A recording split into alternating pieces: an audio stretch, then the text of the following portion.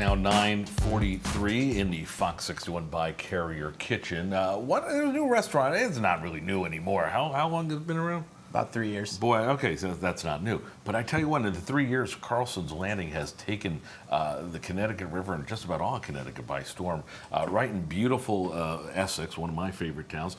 J.P. Dillon not only is the head dishwasher there, no, he's the head chef and the general manager, which means you probably have to dishwash from time to time, right? Most of the time. Of course, you got to know all those rules, exactly. Right? Good to have you back. It's great to see you. Nice to see you. How are things over in Essex? They're good. Yeah? They're good. Getting very busy. Uh-huh. Yeah. You've done, what do you know, I know you always have to keep a menu fresh, and we'll get to this dish in just a second, but what do you do, how inventive do you get in that crazy little mind of yours? And where are you getting your ingredients these days?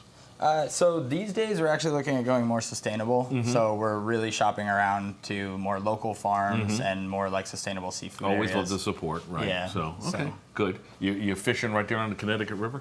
Yeah, not catching much there. just trying to save you a few bucks there, JP. Yeah. All right, we're doing not a fish dish. We're doing a wild mushroom ragout, or as the chefs like to call it, ragu, right? Yes, sir. Simple thing, and you can make this in advance for your next dinner party. Yeah, most definitely. So what we have is a house-made pasta, house-made mushroom ragu that's caramelized in balsamic and some caramelized onions. Okay. And yeah, we're gonna finish it with some micro radish and some black truffle. Wild mushrooms are there, and I know, I don't want to sound boring. I always stick to the baby bellas. I put mushrooms in just about everything because I cook a lot. There's nothing wrong with the baby Nothing, bellas. but I'm always, I don't want to say afraid, but what in terms of the different kinds of mushrooms, from the portobellos to the oyster mushrooms, what's good for cooking? Personally, I like porcinis and like I like the baby bells, but I like things that have a little bit more texture to it. Right. Okay. And is that really the difference? The texture? Yeah. Or is there a flavor profile? There definitely is a flavor profile. Some have a lot more like earthiness to them. Right.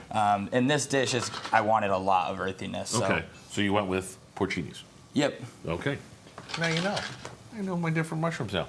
Again, do that in advance. I love this the pasta that you've got here, and you've made it yourself. But how do you get it in the little bird's nest there?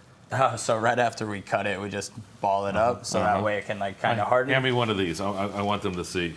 Get a load of this. My hands are clean. Okay. Take a shot of that. See that? You just ball it up and do what? While it's still soft, right? Yeah. Really? And it just opens up like a.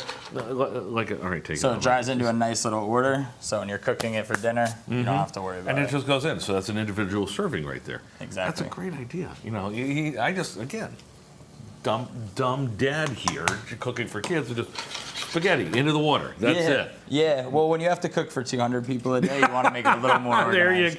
There you go. So. And you said Father's Day. You got the new brunch menu. You're already sold out for Father's Day. Yeah, for breakfast and lunch. Oh man, I thought I could call it a favor. What are you serving there? So we actually have a limited menu this Father's Day. So we have a limited brunch menu and then a bunch of steaks for Dad at night. You're playing to the crowd there, reading the room, as Most they definitely. say. Only a minute or two for the pasta. Because it's already been cooked once, or no? No, fresh pasta just doesn't take very long to cook. Okay. Excellent. There you go. You're going to mix that in with the ragu. Already you've got the mushrooms and the onions in there. Down to 30 seconds here. So, by the way, the QR code is in the corner of your screen, he tried to say, which means you can get the recipe just by putting your camera up to that right now. It will be on our website, fox61.com. Plate this up because I don't want to miss the final two ingredients, because I want to ask you about truffles. I shy away from them. They're ridiculously expensive. What's the best tip that you have for getting a good truffle? Just buy the best one you can. Yeah, okay. Yeah. And remember, shave it razor thin. Because one of these truffles is how much money? It depends. These ones right now are a little pricey. The answer is a lot, yeah. So be careful with your truffles. Did you bring a fork? No. How do you not have a fork? We're held on here. What? Oh, right. I'm in the wrong one. That one. This one? Yep. I don't even know where the forks are. And it's our own kitchen. Take a look at this shot. Beautiful. Carlson's Landing, right on the water in Essex. Go visit my friend J.P. Dillon for this is a fantastic ragu. Oh, that is good. Nice job. Good to see you. It's great to see you. Thank you. All right.